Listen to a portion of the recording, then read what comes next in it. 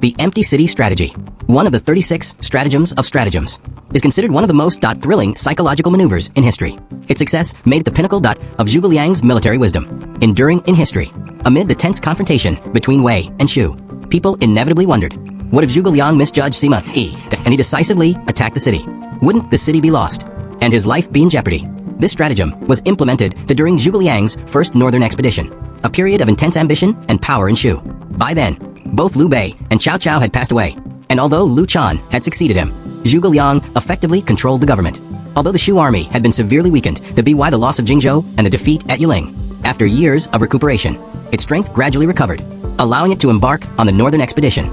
Besides Shu's own preparedness, a more crucial factor was the political instability in Wei. After Cao Cao's death, his son Cao Pai, with the assistance of Sima Yi, usurped the Han throne and established the Wei kingdom. This move resented many members of the aristocratic class, and many prominent sons of prominent families chose to retire from public life. This left Cao Pai's court lacking in counselors and generals, forcing him to rely heavily on Sima Yi. The Sima family, however, was a prominent clan in the Central Plains, teeming with talent and rivaling the Zhuge clan in prestige and power. Despite the Sima clan's considerable power, Cao Pai remained wary, fearing they would threaten imperial authority. He employed them while also guarding against them, creating a delicate and tense relationship. Knowing his strategic ingenuity that was inferior to his father's, Cao Pai compensated with diligence, striving to consolidate his power. While this brought stability to the Wei kingdom, it also damaged his own health, ultimately confined to his bed due to illness. Before his death, he passed the throne to his son, Zhao Rui, and warned him to remain vigilant against the Sima family, a double-edged sword that could be used to ward off enemies but could also backfire. However, Zhao Rui, young and energetic, adopted a simple and direct approach. Since his father feared the Sima clan that would threaten imperial power, he simply abandoned them and maintained the status quo within the three kingdoms. Consequently, upon ascending the throne, he gradually disdained the Sima family. Sima Yi keenly sensed the danger. After all, the Sima family had contributed significantly to Cao Pai's rise to power, earning them hostility from certain factions. If abandoned by the court again, the family would be completely marginalized. He appeared indifferent to fame and fortune, but in reality, he bided his time, seeking a comeback. Amidst the internal turmoil within Cao Wei, Zhuge Liang, far away in Shu, learned of Cao Pai's death, Sima Yi's demotion, and the lack of leadership at court.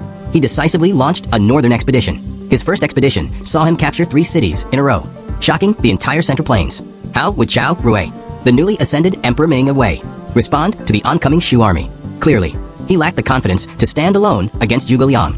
After all, Zhuge Liang's reputation had been legendary since childhood.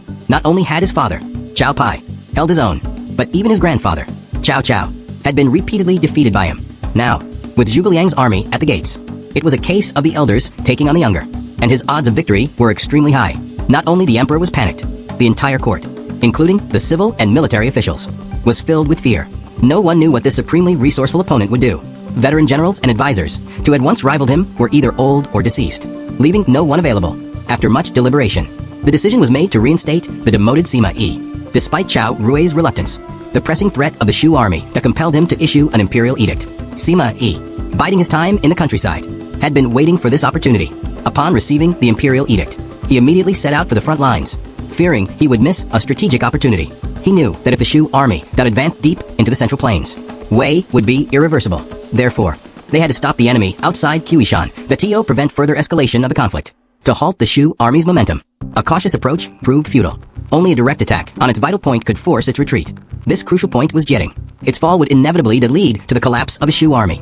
Upon learning of Sima Yi's return, Zhuge Liang immediately became alert and dispatched his trusted general, Ma Su, to defend the city. Thus, before the 2 top strategists had even met, a silent duel of wits ensued, one plotting, the other responding.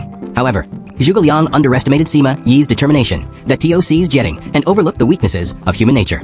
The Wei army, led by the great General Zhang He, was determined to storm Jieting. However, the Shu General Ma Su, confident of his illustrious background, was arrogant and underestimated the enemy. He ignored the advice of veteran generals and insisted on stationing his troops on an isolated hilltop, ultimately leading to a disastrous defeat due to a lack of water. With the fall of Jieting, Zhuge Liang's West City was directly exposed to the Wei army. The city contained only around 2,000 soldiers, along with a group of civil servants and advisors, acting as a makeshift command center. Sima Yi, with his 150,000-man army, was approaching with great force, faced with a disproportionate force hundreds of times greater. How would Zhuge Liang respond? The 2 most strategic figures of the 3 kingdoms period were about to clash in West City. Sima Yi commanded a large army, fresh from a resounding victory, and his morale was high. Zhuge Liang, on the other hand, was outnumbered, and having just suffered a defeat at the hands of Ma Su, the situation was precarious. A typical general would have abandoned the city and fled. But Zhuge Liang took the opposite approach. He first calmed the officials, then ordered the military flags to be raised, the soldiers to remove their armor and don civilian clothes, and then open the 4 gates to await the enemy. This move shocked the officials, who began to dissuade him. Prime Minister, although we have lost this battle, we can still rise again after retreating to Shu. Why risk your life? Zhuge Liang stroked his long beard and smiled calmly. Don't panic that I dare to open the gates to meet the enemy. They may not dare enter. Seeing his composure, the others felt relieved. After all, they regarded the Prime Minister as a foresight man.